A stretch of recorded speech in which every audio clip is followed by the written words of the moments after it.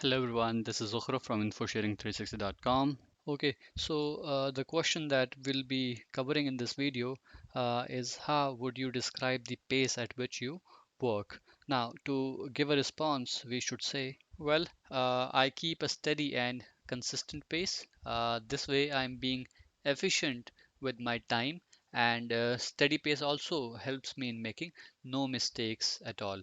So, this is the answer that I'll give against this question. Okay, so I'm displaying some additional information, and the purpose to display this is to give you an idea about the three different types of paces. So there is the steady pace, peak pace, and slow pace. So now you can also reply to this question in a different manner.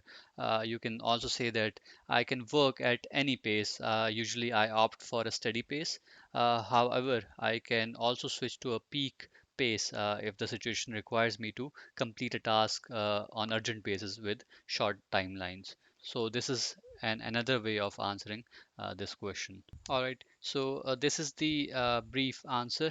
You can select relevant keywords, points, or prepare answer in your own words as per your convenience. Please don't forget to subscribe our YouTube channel InfoSharing 360. Thank you for watching this video.